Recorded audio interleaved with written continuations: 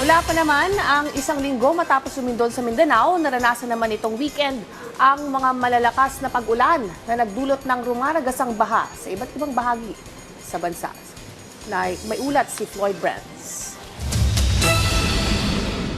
Matapos ang pagyanig ng magnitude 7.8 na lindol sa bahagi ng Mindanao, ngayon ilang probinsya naman ang binaha.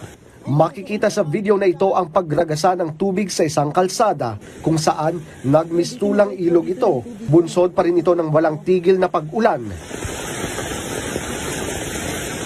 Sa isang video naman na ito, makikita na hirap makatawid ang isang tricycle dahil sa malakas na agos ng tubig baha sa kalsada.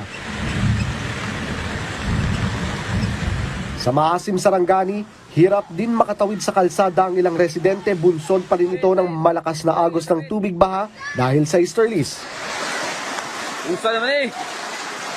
Sa video naman na ito sa Kiamba, Sarangani, hindi rin nakaligtas ang bahay na ito na pinasok ng tubig baha.